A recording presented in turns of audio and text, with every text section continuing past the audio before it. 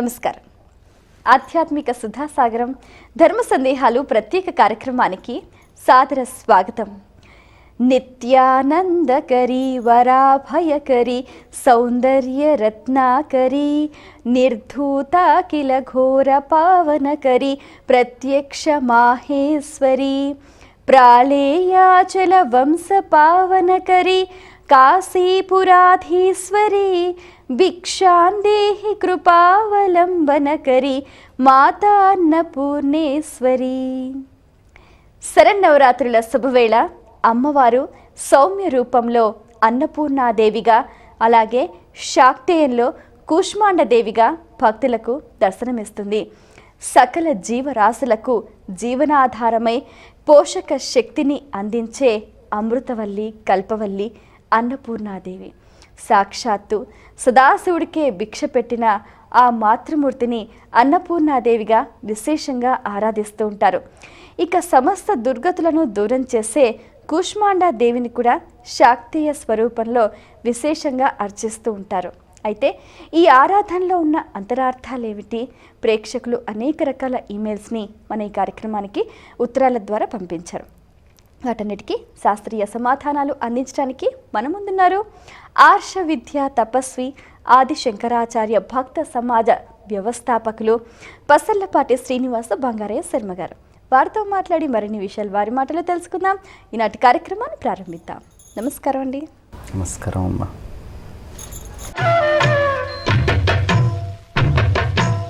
మొదటి ఉత్తరం చూద్దామండి. అమ్మా, కామాక్షి ఈమెయిల్ ద్వారా రాస్తున్నారు. అన్నపూర్ణాదేవి అలంకార పరమార్థం ఏంటి తెలియచేయగలరు అంటూ రాస్తున్నారు. నానారత్న విచిత్ర భూషణాలతో ఉంటుంది ఆ తల్లి. అసలు చెప్పడంలోనే ఆవిడ అలంకారానికి చాలా ప్రాధాన్యత ఇస్తారు శంకర భగవత్పాదాచార్యుల వారు. ఆయన రాసిన అష్టకంలోనే చాలా అందముగా రకరకాలైనటువంటి భూషణ. మరి పెట్టే తల్లి ఎలా ఉండాలి? పెట్టే తల్లి ఏమీ లేనట్టు ఉండకూడదు కదా, అందంగా అలంకరించుకొని ఉండాలి. ఇందులో కూడా విశేషం ఏమిటి అంటే, మనకి సాధారణంగా అన్నపూర్ణ అమ్మవారు అనగానే రకరకాలైనటువంటి శాకాలు, కూరగాయలు ఇలాంటివన్నీ గుర్తొస్తాయి. కాబట్టి కొంతమంది దానికి గుర్తుగా కూరగాయలతోటి, పండ్లతోటి ఏవేవైతే ఆహార పదార్థాలు మనకి ప్రకృతి సిద్ధంగా సహజంగా వాటంతట అవి పండి వస్తున్నాయో, ఏది ధర్మశాస్త్రముచే అంగీకరించబడ్డదో వాటన్నిటితోటి అలంకారం చేయడము అనేది ఒక సంప్రదాయంగా. దీంట్లో కూడా అమ్మవారికి ఎర్రటి పూలు అంటే చాలా ఇష్టం. అరుణవర్ణంలో ఉండే పూలని చాలా ప్రీతిగా ఆవిడ భావిస్తుంది. ఆ అరుణవర్ణంలో ఉండేటటువంటి ఆ పూలతోటి మాత్రమే అమ్మవారికి ఎక్కువగా పూజ చేయటం. అందుకనే కదంబం కూడా మీరు తీసుకుంటే అరుణవర్ణంలోనే కనిపిస్తుంది. అంబ కనకశైల విహారిణి అంబే అని చెప్తూ అక్కడ ఆ అమ్మవారిని కదంబ వనవాసినిగా చెప్తారు శ్యామశాస్త్రి గారు. ఆ కదంబ వనవాసిని యొక్క ప్రత్యేకత కూడా ఆ తల్లి ఎప్పుడు అరుణారుణ కాంతులతోటి ఆ విధంగానే అనుగ్రహిస్తుంది. ఆ అరుణారుణానికి ఎక్కువ ప్రాధాన్యత ఇస్తుంది. కాబట్టి ఆ అమ్మవారిని అలంకరించేటప్పుడు ఎక్కువగా ఎర్రటి పూలతోటి చక్కగా అలంకరించటము అనేది జరుగుతుంది. ఆ అలంకారములో మనకి సమస్తమైనది ఇవ్వగలిగేటటువంటి శక్తి ఆ తల్లిలో మనకి స్పష్టంగా తెలియపరుస్తుంది. ఈ ప్రపంచంలో ఉన్న మొత్తానికి మూలం. దీనికి మనకి దేవీ భాగవతంలో ఒక దగ్గర చిన్న అంశము ఎక్కడ వస్తుందంటే, దుర్గమాసురుడు అనేటటువంటి రాక్షసుడు అతను పరిపూర్ణంగా ఆ అమ్మవారి యొక్క అనుగ్రహాన్ని పొందడం కోసం ఆ వేదమాతని పరిపూర్ణంగా తానొక్కడే సొంతం చేసుకోవాలనే ఉద్దేశ్యంతో తపస్సు చేస్తాడు. తపస్సు చేసి ఎప్పుడైతే బ్రహ్మదేవుడు ప్రత్యక్షమవుతాడో, బ్రహ్మదేవుడిని స్వామి ప్రపంచంలో మిగతా అందరూ వేదం మర్చిపోయేట్టు చేయవయ్యా, ఆ వేదం మర్చిపోయినట్లయితే పరిపూర్ణముగా నాకొక్కడికే వేదము స్ఫురణలో ఉంటుంది, కాబట్టి నా దగ్గరే శక్తి మొత్తము ఉంటుంది అని వరం వేడుకున్నాడు. మరి బ్రహ్మదేవుడు వరం అడిగితే ఇవ్వాలి కదా, సరే తప్పకుండా తథాస్తు అన్నాడు. అనేటప్పటికీ అందరి స్ఫురణలోంచి వేదాలు పోయినాయి. అప్పుడున్నటువంటి మహర్షుల యొక్క బుద్ధిలోంచి కూడా వేదాలు వెళ్ళిపోయినాయి. వెళ్ళిపోయేటప్పటికి ఏమైంది? నిత్యము యజ్ఞయాగాదులు చేయలేదు. ఈ యజ్ఞయాగాదులు చేయకపోతే క్షామము అనేది వస్తుంది, వృష్టి రాదు, దేవతలందరూ కూడా బలహీనులైపోతారు. బలహీనులైన దేవుల్ని వీళ్ళందరూ దుర్గమాసురుడు గెలిచి వాళ్ళ మీద ఆధిపత్యం చేయటం మొదలుపెట్టాడు. దీంట్లో ఒక గొప్ప తత్వం ఉంది. ఆ అలంకారానికి దీనికి చాలా సంబంధం ఉంది. ఏమిటి అంటే, ఎప్పుడైతే మనం దేవతలకి ఆహారం ఇవ్వలేదో అగ్ని ద్వారా వాళ్ళు క్షీణిస్తారు. దేవతలు బలంగా ఉండాలన్న అవసరం ఏమిటి? అన్నమే. ఆ అన్నం వాళ్ళకి అందలేదు కాబట్టి బలహీనలయ్యారు. అన్నం దొరకకపోతే దుర్గమాసురుడు లాంటి వాడు వాళ్ళని జయించి తీరుతాడు. వాళ్ళని జయించినప్పుడు వర్షాలు పడవు, భూమి మీద క్షామం వస్తుంది. 100 సంవత్సరాల క్షామం వచ్చింది. ఎక్కడా మనకి భూమి మీద లేదు ఏ విధమైనటువంటిది. అప్పుడు ఈ నారద మహర్షి యొక్క ప్రేరణతోటి జనాలందరినీ, బ్రాహ్మణులని అందరినీ తీసుకొని ఆయన ఆ పరాత్పరుడు వేదవేద్యుడి దగ్గరికి వెళ్ళి ఆ అమ్మవారిని చాలా విశేషంగా ప్రార్థించారు. ప్రార్థించేటప్పటికీ అమ్మ ఒక్కసారి కళ్ళు తెరిచి చూస్తే అమృత వృష్టి, ఆ తల్లి అమృత వర్షిని, కళ్ళల్లోంచి అమృతత్వం వచ్చి వృష్టి కురిసి ముందు నీళ్ళు వచ్చినాయి. ఆ నీళ్లు తీసుకునేటప్పటికి వాళ్ళ క్షుధ తీరింది. ఆ తీరినటువంటి క్షుధతోటి ఆ తల్లిని తదేకంగా ప్రార్థన చేస్తే అప్పుడు రకరకాలైనటువంటి శాఖలు, ఎక్కడా ఎండు గడ్డి అనేటటువంటిది లేకుండా పరిపూర్ణంగా ప్రకృతి అంతా పచ్చగా తయారైపోయింది. ఏది ఈ ఆశ్వీజ మాసంలో ఎంత అందంగా ఉంటుందో అలా ప్రకృతి మొత్తం తయారైపోయింది కేవలం ఆ తల్లి యొక్క దృష్టి వల్ల. అందుకనే మనకి విశాలాక్షి కానివ్వండి, కామాక్షి కానివ్వండి, మధుర మీనాక్షి కానివ్వండి, ఆ కళ్ళతోటే అమ్మవారికి ఎక్కువ సంబంధం పెడతారు. ఆ కంటి చూపులోనే తల్లి శక్తి మొత్తము, బలం మొత్తము ఉంటుంది. అందుకనే ఆ శక్తే ఆడవాళ్ళకు కూడా ప్రధానంగా కంటిలోనే ఉంటుంది శక్తి. ఈ శక్తితోటి వాళ్ళు చూసినంత మాత్రానే సమస్తమైనటువంటి సంపదలు, ఐశ్వర్యాలన్నీ కూడా భూమి మీద రావటం జరిగింది. కాబట్టి ఆ తల్లి యొక్క దృష్టి మన మీద పడాలి అని ఈ శాఖలన్నీ అమ్మ నువ్విచ్చినవే అని గుర్తుగా శాకంబరిగా మనం ప్రత్యేకంగా పూజ చేస్తాం. ఆ తర్వాత ఈ అన్నపూర్ణాదేవి అలంకారము ఎంత చూసినా ప్రకృతిని చూసినట్టు ఉంటుంది కానీ ఓ రూపాన్ని చూసినట్టు ఉండదు. ఆ తల్లిని ప్రకృతి శక్తిగా కొలవడమే ఈ అలంకారంలో ప్రధానమైనటువంటి పాత్ర. రెండవది ఏమిటయ్యా అంటే ఆ తల్లికి నివేదన చేసేటప్పుడు కూడా మనం సాధారణంగా ఏమిటి ఆ తల్లికి ఇష్టము అంటే గుడాన్నాన్ని చాలా ఇష్టంగా చెప్తారు. ఆ చక్కటి గుడాన్నము తీసుకొని ఆ గుడాన్నముతోటి అంటే పాయసము, క్షీరాన్నము ఇది గనక పెడితే ఆవిడ చాలా సంతృష్టి చెందుతుంది. ఎందుకండి క్షీరాన్నమే పెట్టాలా, వేరేవి పెడితే లాభం లేదా అంటే మన మనస్సుకి కారణం ఎవరు? చంద్రుడు. ఈ చంద్రుడికి సంకేతమైనటువంటిది బియ్యం. ఈ బియ్యం వల్లే మన మనస్సు ఏర్పడుతోంది, అన్నం వల్ల మన మనస్సు వస్తుంది. ఈ విషయం మనం చెప్పుకుందాం ఎలా ఏమిటి అనేది. ఈ అన్నం వల్ల మనకి మనస్సు వస్తోంది కాబట్టి ఈ మనస్సుని మధురమయం చేయటం, బెల్లంతో కలిపి మధురమయం చేస్తే ఎవడి మనస్సు చక్కగా తీయగా ఆనందంగా ఆహ్లాదంగా ఉంటుందో అక్కడ తల్లి ఉంటుంది అన్నపూర్ణ. అందుకని గుడాన్నాన్ని వండి ఆ తల్లికి మనం నివేదన చేస్తాం.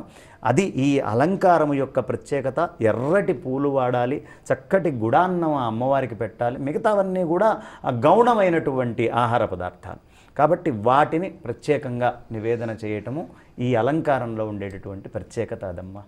మరో ఉత్తరం చూద్దామండి. అమ్మ గౌరీ విజయవాడ నుంచి రాస్తున్నారు. నవదుర్గా క్రమంలో కూష్మాండ దుర్గా అమ్మవారిని ఎలా ఆరాధించాలి తెలియజేయగలరు అంటూ రాస్తున్నారు. కూష్మాండ దుర్గా అమ్మవారు వచ్చేటప్పటికి శాక్తేయపరంగా కూష్మాండ దుర్గా అని చెప్తారు. మామూలుగా అన్నపూర్ణాదేవి అలంకారపరంగా కూడా దీన్ని తీసుకోవటం. ఈ 2 పూజలు ఒకటే రోజు వచ్చినాయి. ఈ కూష్మాండ దుర్గా అమ్మవారు మీకు అన్నపూర్ణాదేవి యొక్క స్తోత్రం తీసుకుంటే బ్రహ్మాండ భాండోదరి అని వచ్చింది. ఆ బ్రహ్మాండాలన్నీ కడుపులో పెట్టుకున్నటువంటి తల్లి. ఎలా ఉంటుంది? అది కూష్మాండాకారంలోనే ఉంటుంది. సమస్తమైనటువంటి కూష్మాండ ఏదైతే కూష్మాండం లోపల అన్ని గింజలు ఎలా ధరింపబడ్డాయో బ్రహ్మాండాలు కూడా అలా ఉదరంలో పెట్టుకున్న తల్లి అని చెప్పడానికి సంకేతముగా ఈ కూష్మాండాన్ని అమ్మవారిని కలుపుతారు. ఇంకా విశేషం ఏమిటంటే కూష్మాండ బలి అంటే అమ్మవారికి ఇష్టం, చాలా ప్రీతి. కూష్మాండము మానవ శరీరంతో సమానం. దీన్ని బలిచ్చుకోవడము అంటే అమ్మ ఈ మొత్తము నీదే అమ్మ, నాదేం లేదు అని ఈ శరీరాన్ని మొత్తాన్ని మనం త్యాగం చేయటం ఎలాగో ఈ శరీరంలోనే భువన భాండాలన్నీ కూడా ఉన్నాయి మనకు కూడా. వీటన్నిటినీ తల్లి యొక్క పాదాక్రాంతం చేయటం ఎలాంటిదో అలాంటిదే ఆ కూష్మాండం. అందుకనే ఆవిడికి చాలా ఇష్టం. ఇంకా విశేషము కూష్మాండముతోటి ప్రత్యేకముగా ఆవిడికి ఒక పాయసములాగా వండి దాన్ని ఒక పిండి వంట కింద తయారు చేసి నివేదన చేస్తారు. ఆ గుజ్జుతోటి చేసినటువంటి మధుర పదార్థం ఏదైతే ఉందో అది ఆవిడికి చాలా ప్రీతి. ఖచ్చితంగా నివేదనలో అది వాడి తీరాలి. ఆ నివేదనలో చాలా ప్రత్యేకంగా ఈ కూష్మాండపు గుజ్జును కూడా వాడతారు. కాబట్టి అది కూడా ఆవిడకి ఇష్టం.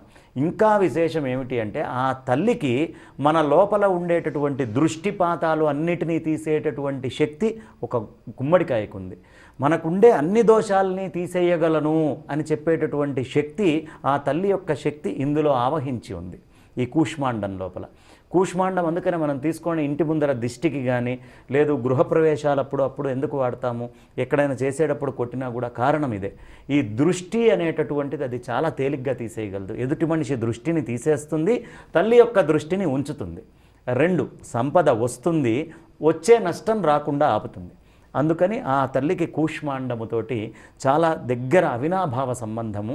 కూష్మాండ దుర్గగా ఆవిడ ప్రత్యేకంగా చెప్పబడడానికి కారణము అదే. మరి ఉత్తరంలో వారి సందేహం చూద్దామండి. ఉమా నంద్యాల నుంచి రాస్తున్నారు. కూష్మాండ అమ్మవారికి ఆరాధనలో భాగంగా ఏ ఏ పుష్పాలు వాడతారండి? అలాగే ఇంకా ఏమేం పదార్థాలు నైవేద్యంగా సమర్పిస్తూ ఉంటారు? కూష్మాండ దుర్గకి కూడా అసలు అమ్మవారికి ప్రత్యేకంగా ఈ పూలు ఈ నివేదనలు అని ప్రత్యేకంగా ఎక్కడా చెప్పబడలేదు. అమ్మవారు ఎప్పుడు చెప్పినా గుడాన్నమే. ఆవిడకి ఎప్పుడు పూలు వాడినా అరుణవర్ణం అంటే చాలా ఇష్టం. ఆ అరుణవర్ణాన్నే వాడతాం. అరుణవర్ణంలోనే మూలశక్తి అంతా ఉంటుంది. అందుకనే మనకి సూర్యుడు ఉదయించినప్పుడు అరుణవర్ణంలో వస్తాడు, తన శక్తులన్నిటినీ భూమి మీదకి ప్రవేశపెడతాడు. ఆ తర్వాత మళ్ళీ ప్రళయమార్తాండులాగా మారి మళ్ళీ తాను అస్తమించేటప్పుడు అదే అరుణవర్ణంలో ఒక శక్తిని భూమి మీదకి కేంద్రీకరిస్తాడు. కాబట్టి శక్తి అనేది అరుణవర్ణంలో ఎక్కువ ఉంటుంది. ఆ అరుణవర్ణంతో ఉన్నటువంటి పూలతోటే ఎక్కువ చేస్తాం. ఇంకొక విచిత్రం ఏమిటి అంటే అమ్మవారికి పూజ చేసేటప్పుడు మనం బిల్వపత్రాలు ఏవైతే ఉంటాయో ఆ బిల్వపత్రాన్ని ఎర్రచందనం లోపల ముంచి ఆఖరికి బిల్వపత్రాన్ని కూడా ఎరుపుగా మార్చాలట. మార్చి దాంతో కనుక పూజ చేస్తే ఆవిడ చాలా సంతుష్ట మానస అవుతుంది అని, తక్షణమే అనుగ్రహిస్తుంది అనేది ఆవిడికి పేరు. కాబట్టి ఆ ఎరుపు వర్ణంతో ఉన్న పూలు బిల్వాల్ని కూడా అలా ఎర్రగా ముంచి ఎర్రచందనంలో పెట్టడం వల్ల సమస్తమైనటువంటి అభివృద్ధులు ఇస్తుంది, విఘ్నాలన్నిటినీ కూడా పక్కకి నెట్టేస్తుంది, మన లోపల ధైర్యము క్షేమము అన్నిటినీ కూడా పెంచుతుంది ఆ తల్లి, వృద్ధి ఎక్కువ కలిగిస్తుంది. కాబట్టి ఖచ్చితంగా అలా చేయాలి. ఇక ప్రసాదానికి వచ్చేటప్పటికి మనకి గుడాన్నము అమ్మవారికి చెప్పాం, కానీ శ్రీచక్రార్చన చేసేటటువంటి వాళ్ళు ఖచ్చితంగా మినప గారెలు నివేదనగా పెడతారు. ఈ మినప గారెల్ని ఎందుకు నివేదంగా పెడతారు? గుడాన్నమే ఎక్కడైనా లేదు, కొబ్బరి అన్నం పెట్టచ్చు. ఇది కాకుండా మినప గారెలు పెడతారు.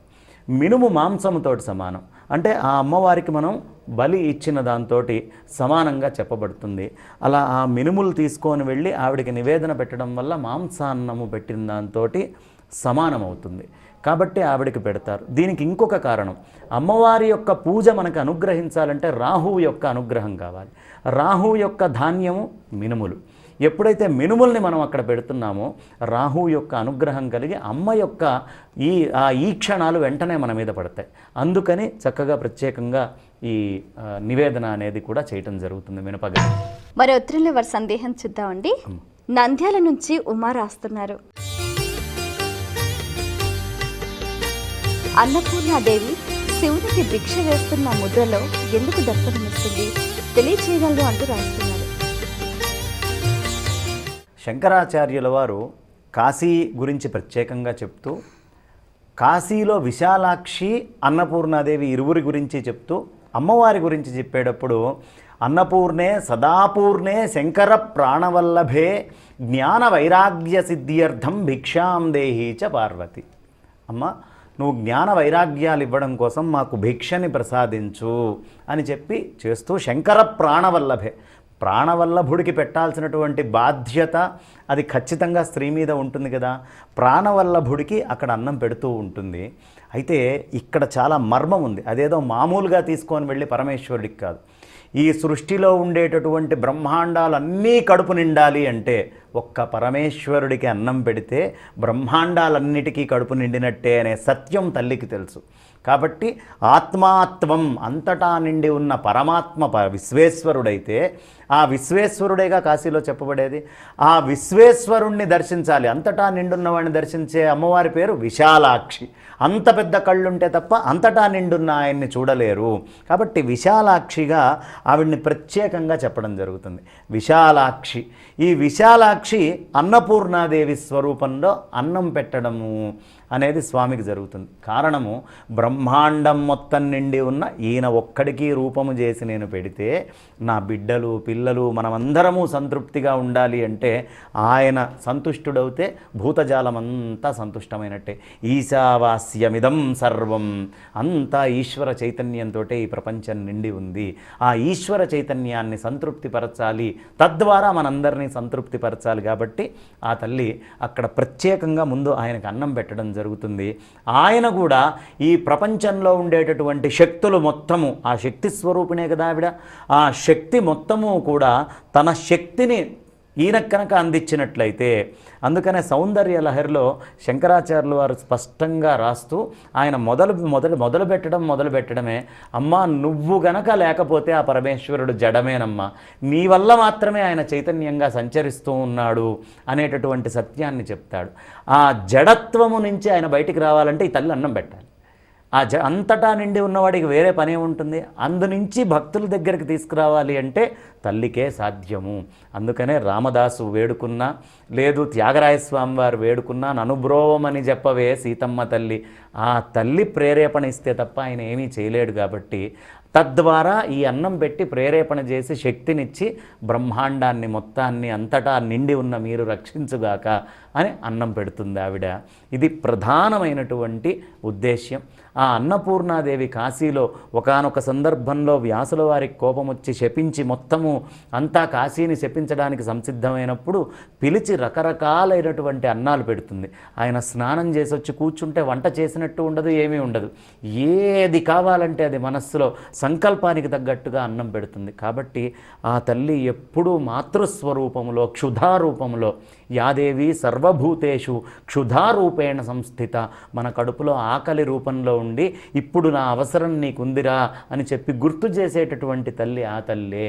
ఈ శక్తి మొత్తాన్ని ఇచ్చేటటువంటి తల్లి ఆ తల్లే. అది పరమేశ్వరుడికైనా సామాన్యమైన మనకైనా ఆ తల్లే శక్తిని ప్రసాదించాలి అనే సత్యము మనకి అందులో కనిపిస్తుంది. వ్యాసుల వారికి కూడా అలా అన్నం పెట్టి అతను శపించకుండా కాశీనగరాన్ని ఆపినటువంటి తల్లి ఆ తల్లి. అంతటి మహత్తరమైన శక్తి కాబట్టే ముందు పరమేశ్వరుడికి నివేదనగా పెట్టి మనకిస్తుంది, మనకు సందేశం ఇస్తోంది. నాయన మీరు కూడా ఏది మీకు దొరికినా ముందు పరమేశ్వరుడికి పెట్టే మీరు తినండి అనే సత్యాన్ని ఆ తల్లి మనకు తెలియపరుస్తోంది. మరి ఉత్తరం చూద్దామండి. కుమార్ హైదరాబాద్ నుంచి రాస్తున్నారు. అన్నపూర్ణాదేవి అనుగ్రహానికి నిత్యం పఠించాల్సిన స్తోత్రం ఏమిటి తెలియచేయగలరు అంటూ రాస్తున్నారు. అన్నపూర్ణోపనిషత్ అని అందులో ఒక 27 అక్షరాల మూలమంత్రం ఉంది. అది ఉపదేశంగా ఎవరైనా గురువుల దగ్గరే దాన్ని ఇలా ప్రత్యక్షంగా చెప్పిన దానికంటే ఒక గురువు దగ్గర ఉపదేశం తీసుకొని అది చెయ్యొచ్చు. లేకపోతే శంకరాచార్యులు వారు చేసినటువంటి అన్నపూర్ణాదేవి యొక్క స్తుతి ఏదైతే ఉందో ఆ స్తుతిని చేసుకుంటూ అదంతా కూడా పక్కన పెట్టి అన్నపూర్ణే సదాపూర్ణే శంకర ప్రాణవల్లభే జ్ఞానవైరాగ్య సిద్ధ్యర్థం భిక్షాం దేహీ చ పార్వతీ అని వేడుకుంటే చాలు, సమస్తమైనటువంటి కృప ఆ అమ్మవారిది వస్తుంది. చాలా తొందరగా అనుగ్రహించేటటువంటి తల్లి దేవత ఎవరైనా ఈ ప్రపంచంలో ఈ విశ్వంలో ఉన్నారంటే ఆవిడ అన్నపూర్ణాదేవి. అతి వేగంగా అనుగ్రహిస్తుంది. అందుకనే స్త్రీలకి కూడా ఎవరినైనా చూస్తే కడుపు నిండా ఎలా పెట్టాలి, వాళ్ళు ఎవరిని ఇష్టపడతారో వాళ్ళ కడుపు ఎలా సుష్టిగా ఉంచాలి అనేటటువంటి ఆలోచన ఉంటుంది. శీఘ్రంగా వండి పెట్టేస్తారు వేగంగా. దీనికి కారణం అదే. ఆ అన్నపూర్ణ శక్తి ప్రతి స్త్రీని ఆవహించి ఉంటుంది. ఈ శక్తే మూల కారణం. ఆవిడ్ని అనుగ్రహిస్తే, ఆవిడ్ని అనుగ్రహింప చేసుకుంటే సమస్తము విశ్వంలో ఉండేటటువంటి స్త్రీలందరూ కూడా మాతృస్వరూపంగా వాడిని అనుగ్రహిస్తారు. ఇది ప్రత్యేకత. కాబట్టి అన్నపూర్ణాదేవిని అనుగ్రహించుకోవడానికి అన్నపూర్ణోపనిషత్తులో మంత్రాలు ఉన్నాయి. అది ఎవరైతే పఠనం చేసి ఉంటారో 27 అక్షరాల మంత్రం, దాన్ని ఎవరైనా గురువుల దగ్గర నేర్చుకొని ఉంటారో వాళ్ళ దగ్గర ఖచ్చితంగా ఉపదేశం పొందితే అన్నపూర్ణ ప్రత్యక్షమై సారూప్యంగా రూపముతోటి దర్శనమిస్తుంది. దీంట్లో అనుమానం లేదని ఒక శాసనంగా అక్కడ మనకి చెప్పడం జరుగుతుంది. కాబట్టి రుభు మహర్షి చెప్పినటువంటి మాట అది. అనఘుడు అనేటటువంటి వ్యక్తికి ఖచ్చితంగా అనఘుడికి రుభు మహర్షి చెప్పినటువంటి మంత్రాన్ని ప్రతి ఒక్కళ్ళు అనుష్ఠానం చేసుకోవడం అనేది మనకి చాలా మంచిది. దేశము కూడా సుభిక్షంగా ఉంటుంది, లోకము కూడా సుభిక్షంగా ఉంటుంది, తుష్టితోటి ఉంటుంది. కాబట్టి ఖచ్చితంగా ఈ ఉపాసన భారతీయులందరూ ఎక్కువగా చేయాల్సినటువంటి ఉపాసన. మరి ఉత్తరం చూద్దామండి. శైలజ పొన్నూరు నుంచి రాస్తున్నారు. అన్నం అమ్మవారి స్వరూపమైనప్పుడు ఏకాదశి రోజున ఎందుకు తినకూడదు తెలియచేయగలరు అంటూ రాస్తున్నారు. ఏకాదశి నాడు అన్నము తినేది, మనం ఏది తింటే అది తినేస్తుంది. ఆ తల్లి మన లోపల ఉండే ఆరోగ్యాన్ని మొత్తాన్ని తినేస్తుంది ఆ రోజు కనుక తింటే. ఆ శక్తితోటి ఎక్కువ కూడుకొని ఉంటుంది. కాబట్టి మన లోపల ఉండే శక్తి ఆ అమ్మవారి చేత తినబడకుండా ఉండాలి అంటే ఏకాదశి రోజు తినకుండా ఉండాలి. తినబడేది అనేటటువంటిది ఏదైతే ఉందో అది ఖచ్చితంగా మిగతా 10 రోజులు, మిగతా 14 రోజులు పక్షంలో మనం తినేటటువంటిది. కాబట్టి ఎట్టి పరిస్థితుల్లో ఏకాదశి రోజు తినకూడదు. దీన్ని ఈ మధ్య జపాన్లో ఎవరో సైంటిస్టు కనుక్కుంటే మనం చాలా గొప్పదని మనం అనుకుంటున్నాం. 15 రోజులకు ఒక్కసారైనా ఉపవాసం ఉండడం వల్ల ఆరోగ్యం చాలా బాగుంటుంది అని కనుక్కుంటే అతనికి నోబెల్ ప్రైజ్ ఇచ్చారు. ఇక్కడ విశేషం ఏమిటంటే సనాతనంగా భారతీయులకి ఏ రోజైనా కాదు ఏకాదశి రోజున తినకుండా ఉంటే ఇంకా ఎక్కువ శక్తి ఉంటుంది అని మన పూర్వీకులు గుర్తించి మనకిచ్చారు. కాబట్టి అన్నస్వరూపమే ఒకప్పుడు తినేది తినబడేది అవుతుంది. ఈ శరీరము లోపల జీవం వెళ్ళాక ఇంకో దానికి ఆహారం, ఇది అన్నము అవుతుంది, అన్నాదము అవుతుంది. కాబట్టి 2 స్వరూపాలు ఉన్నాయి. కాబట్టి ఏకాదశి నాడు మాత్రము అన్నము మనల్ని తినేసేటటువంటి శక్తి కలిగింది ఉంటుంది. ఎట్టి పరిస్థితుల్లో తినకుండా ఉండడం మంచిది. మరి ఉత్తరం చూద్దామండి. అమ్మా, భాస్కర్ ఈమెయిల్ ద్వారా రాస్తున్నారు. ప్రత్యేకమైన పూజల సందర్భాల్లో ఇచ్చే కూష్మాండ బలి ప్రత్యేకత ఏమిటి తెలియచేయగలరు అంటూ రాస్తున్నారు. కొన్ని మూల మంత్రాల్లో బలిచ్చేటప్పుడు కొన్ని మంత్రాలు కూడా ఉన్నాయి. ఏది మనకి తంత్రశాస్త్రంలో దొరుకుతాయి. హర హర హన హన దహ దహ పచ పచ తాడయ తాడయ ఆకర్షయ ఆకర్షయ విద్వేషయ విద్వేషయ స్తంభయ స్తంభయ మోహయ మోహయోచ్చాటయ ఉచ్చాటయ. ఏకాక్షరి ఎన్ని రకాలైనటువంటి జ్వరాలు ఉన్నాయో ఆ జ్వరాలన్నింటినీ కూడా తల్లి తీసేస్తుందట. ఆ జ్వరాలన్నీ కూడా పక్కన పెట్టేసిన తర్వాత శత్రుకరచ్ఛేదిని శత్రుమాంసభక్షిణి, మనకి ఎవరైతే హాని చెయ్యాలనుకుంటున్నారో హాని చేసే దశలోనే వాళ్ళ శక్తిని తుంచేస్తుందట. అలా శత్రువుల యొక్క మాంసము లోపల లేని కొత్త రకమైనటువంటి వ్యాధులు కలిగిస్తుంది. ఇవన్నీ కూడా మనం కూష్మాండ బలిని ఇవ్వడం వల్ల ఆ తల్లి రకరకాలైనటువంటి రోగాల నుంచి మనల్ని బయటపడేస్తుంది. శత్రుకరచ్ఛేదిని శత్రుమాంసభక్షిణి ఐకాహిక జ్వర ద్వ్యాహిక జ్వర త్ర్యాహిక జ్వర చాతుర్ధిక జ్వర పక్షజ్వర మాసజ్వర షాన్మాసిక జ్వర సర్వజ్వరాలాపిని, అన్ని జ్వరాల నుంచి దూరం చేస్తుంది. బాలగ్రహ కూష్మాండగ్రహ దీన్నిగ్రహ గణపతిగ్రహ రకరకాలైనటువంటి గ్రహాలతోటి మన మీద దాడి చేసే వాళ్ళందరినీ కూడా తంత్రశాస్త్రంలో ఆవిడ నిర్వహిస్తుంది. అంటే సమాజంలో ఉండే దుష్టశక్తులు ఏవి మన మీద పని చేయకుండా ఉండాలి, మనం చేసే సత్కార్యక్రమాన్ని ఆపకుండా ఉండాలి అని మనం బలి ఇవ్వడము అనేది జరుగుతుంది. అది బలి ఇవ్వడం వల్ల దుష్కార్యక్రమాలు దుష్టబుద్ధి కలిగిన వాళ్ళు దూరం అవుతారు. అందుకోసం కూష్మాండ బలి అమ్మవారు ఎప్పుడూ ఆవిడ కోరుకుంటూ ఉంటుంది. మరి ఉత్తరం చూద్దామండి. రవి ఏలూరు నుంచి రాస్తున్నారు. శరన్నవరాత్రులలో త్రిరాత్ర వ్రతాన్ని ఎప్పుడు ఏ విధంగా ఆచరించాలి తెలియచేయగలరు అంటూ రాస్తున్నారు. శరన్నవరాత్రులలో త్రిరాత్రము అంటే దీనికి మళ్ళీ 2 రకాలుగా చెప్పబడ్డది. ఒకటి తిథిపరంగా ఉంటుంది, రెండవది నక్షత్రపరంగా. తిథిపరంగా ఉన్నటువంటి వాళ్ళు 27వ తారీఖు నాడు సప్తమి ఎప్పుడు వస్తుందో చూసుకొని చక్కగా సప్తమి అష్టమి నవమి 3 రోజులు చేసుకొని దశమి రోజు ఎప్పుడైనా సరే మధ్యాహ్నం పూట మాత్రమే ఖచ్చితంగా కలశస్థాపన అనేది చేయాలి. దాన్ని పొద్దున పూట చేయడానికి వీలు లేదు. కాబట్టి తిథికి చేసేటటువంటి వాళ్ళు సప్తమికి మొదలుపెట్టి నవమి దాకా చేసుకొని దశమికి చేసుకుంటారు. కానీ ధర్మసింధువులో నక్షత్రపరంగా చేసుకునేటటువంటి వాళ్ళకి విజయదశమి పండగ కూడా మారిపోతుంది. 4 రోజులు వచ్చింది ఈ సంవత్సరం, ఎప్పుడూ లేనిది. ఎలా అంటే మనకి చక్కగా మూలా నక్షత్రంతో మొదలుపెట్టి పూర్వాషాఢ ఉత్తరాషాఢ శ్రవణముతోటి దాన్ని ముగించాలి. కాబట్టి శ్రవణ నక్షత్రం 4వ రోజు దాకా వచ్చింది. కాబట్టి నక్షత్రపరంగా చేసుకునే వాళ్ళు 27వ తారీఖు ఈ సంవత్సరం మొదలుపెట్టుకొని 27, 28, 29, 30 దాకా చేసుకొని 1వ తారీఖు నాడు వాళ్ళు పండగ చేసుకోవాల్సి వస్తుంది. కాబట్టి నక్షత్రపరంగా 27 to 1, అదే తిథిపరంగా వచ్చేటప్పటికి 27 నుంచి 29 దాకా చేసుకొని 30వ తారీఖు అందరికీ పండగ ఉంది. ఆ రకంగా కలశ స్థాపన చేసుకోవచ్చు. దీని ప్రత్యేకత అదమ్మా. చాలా సంతోషం అండి. మీ అమూల్యమైన సమయాన్ని కేటాయించి మా ప్రేక్షకుల ధర్మ సందేహాలకు శాస్త్రీయ సమాధానాలు అందించినందుకు ధన్యవాదాలు. ధన్యవాదాలమ్మా. వీక్షించారు కదండి, ఇది ఇవాల్టి మన ప్రత్యేక ధర్మ సందేహాలు కార్యక్రమం. మీకు కూడా ఏవైనా ఆధ్యాత్మిక ధర్మ సందేహాలు కలిగితే మా ఈ కార్యక్రమానికి మీ సందేహాల్ని క్లుప్తంగా, సూటిగా, స్పష్టంగా పోస్ట్ కార్డ్పై లేదా ఈమెయిల్స్ ద్వారా రాసి పంపించండి. మా చిరునామా ధర్మ సందేహాలు, కేర్ ఆఫ్ భక్తి TV, road number 92, Jubilee hills, Hyderabad 5,96,000. మా ఈమెయిల్ ఐడి bhaktihyd@gmail.com. మరో కార్యక్రమంలో మళ్ళీ కలుసుకుందాం. అంతవరకు సెలవు.